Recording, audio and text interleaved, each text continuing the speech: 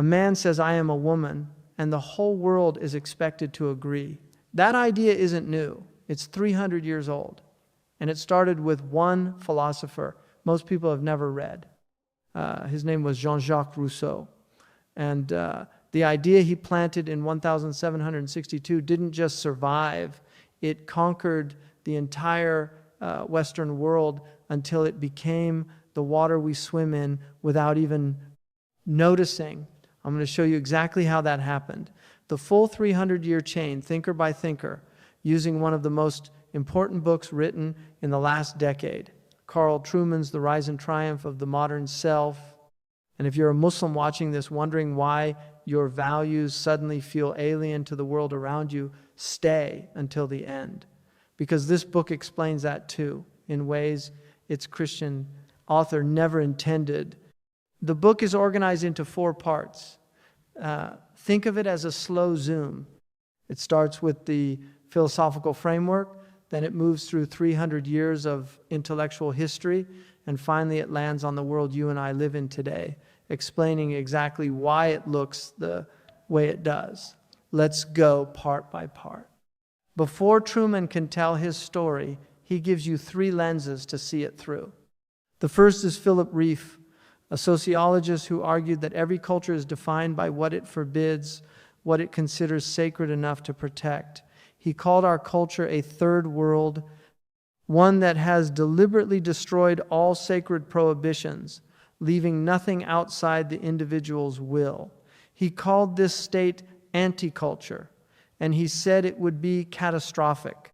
The second is Charles Taylor, who coined the phrase expressive individualism, the idea that the deepest truth about you is found inside you, in your feelings and desires, and that authentic living means expressing those feelings outwardly, regardless of external constraints. The third is Alistair MacIntyre, who argued that modern ethical discourse isn't actually reasoning, it's emotivism. People don't argue from shared moral principles anymore. They assert their feelings, dressed up in the language of rights and justice. And because there's no shared framework of truth, the loudest voice wins. Here, Trueman introduces one of the most important distinctions in the book, and one Muslims will find immediately familiar. Mimesis is the view that the world has a given order and meaning, and that the human task is to discover that meaning and conform yourself to it. You are not the author of your own story. You are a character within a larger story already written. Poiesis is the opposite. The world is raw material, and meaning is something you create. You are the author. Your identity is your project. Your feelings are your authority. Trueman's argument is that the entire modern revolution of the self is a shift from mimesis to poiesis, from a world you conform to a world you construct. Trueman now identifies 3 movements that built the modern self. First, the self was psychologized, relocated from the public world of community and tradition to the inner world of feeling and emotion. Second, the self was sexualized. Identity became tied to sexual desire and expression, which became the core of who a person really is. Third, the self was politicized. The revolution of individual identity became a political project, and any challenge to someone's self-expression became an act of oppression. Parts 2 and 3 trace exactly how each of these happened and who was responsible. Jean-Jacques Rousseau is the origin point of everything that follows. Before Rousseau, human identity was defined by your place in the social order, your community, your roles, your duties. Rousseau reversed this.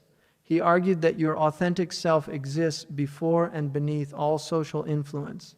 Society corrupts the natural man. The real you is the you that exists before the world got to you. This one idea that authenticity means recovering a pre-social inner self is the seed from which everything else grows. Every time you hear "live your truth" or "be your authentic self," you are hearing Rousseau refracted through 300 years of cultural repetition. The Romantic poets Wordsworth, Blake, Shelley, Byron took Rousseau's ideas and made them beautiful. emotionally irresistible, and culturally mainstream. They elevated emotion over reason as the primary guide to truth and meaning. What was once a philosophical argument became an aesthetic, a way of feeling and seeing that spread into art, music, literature, and eventually popular culture. Percy Shelley is particularly important here. He was the first major thinker to explicitly connect the liberation of the self to the liberation of sexuality. The personal becomes political, erotic, long before the 20th century. If Rousseau planted the seed and the Romantics watered it, Nietzsche and Marx ripped out every competing plant. Nietzsche declared that all moral systems, Christianity above all, were simply disguised power structures. There is no transcendent truth. There is only will. The strong create values. The weak resent them. Marx contributed the template of oppressor and oppressed, a binary lens through which every social relationship could be interpreted as a power struggle. This framework would be borrowed and repurposed from Minnesine ways Marx never imagined. This is where the book becomes most shocking and most important for Muslims to understand. Sigmund Freud relocated the core of human identity to sexuality. For Freud, repressed sexual desire was the root of psychological suffering. This wasn't just a clinical theory.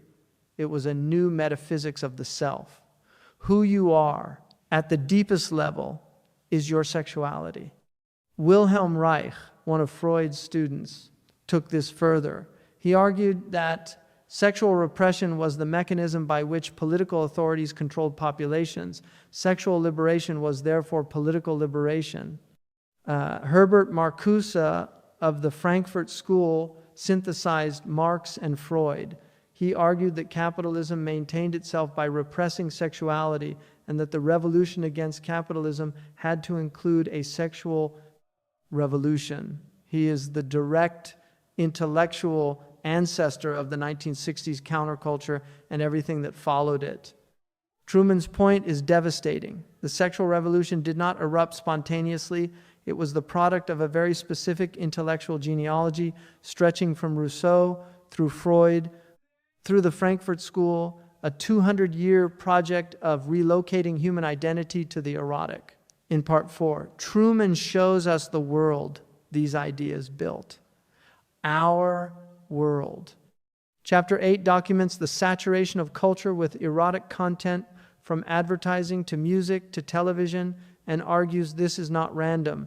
It is the logical endpoint of a culture that has placed sexual identity at the center of human selfhood.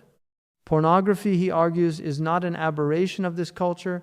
It is its clearest expression, sex stripped entirely of relationship, transcendence, or consequence, pure poiesis. This chapter examines how emotivism, McIntyre's idea that moral claims are just emotional preferences, has penetrated the legal system.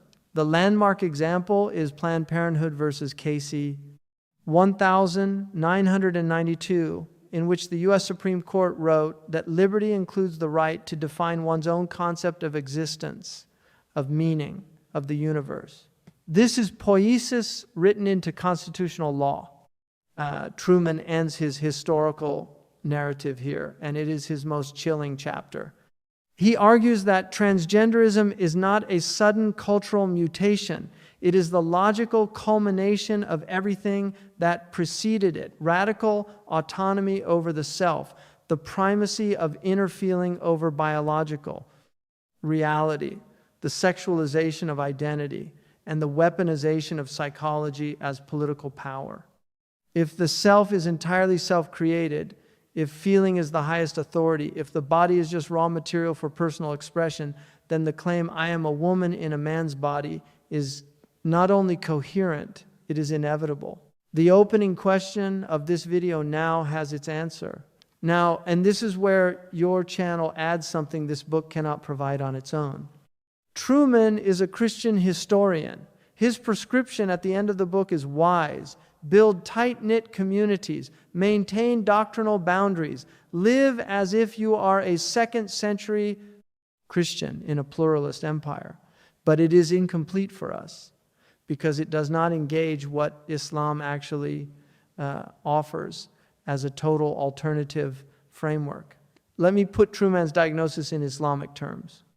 What Trueman calls expressive individualism, the idea that the true self is found inside, in feeling and desire, is what the Quran calls following al-hawa, one's caprice, one's appetites, one's ego, unconstrained by revelation. Have you seen the one who takes his own desire as his God? Surah Al-Jathiyah 45:23. What Trueman calls poiesis, the self, as a project you construct, is the precise opposite of the Islamic concept of fitrah, the innate, God-given nature that is not invented but discovered, not constructed but recovered. The Islamic tradition doesn't say, find your authentic self by looking inward. It says your authentic self is the one properly oriented toward Allah. And this orientation must be learned, disciplined, and shaped by revelation and community. Here is what is both sobering and hopeful. Trueman's diagnosis is that the West has no way back. The secular liberal framework has nothing to offer against the logic it itself created.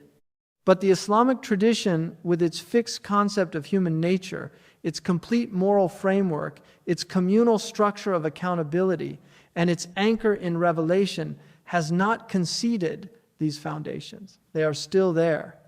The question is whether Muslims will use them or continue outsourcing their self-conception to the same cultural water Trueman is describing. Trueman ends his book with a call to imitate the early Christians, small, coherent communities living faithfully inside a hostile empire, not trying to dominate the culture but refusing to be dissolved by it. For us, the parallel is the early Muslim community in Mecca, outnumbered, surrounded by a culture that found their values alien and offensive, holding to something that made no sense within the dominant social imaginary, and refusing to let go.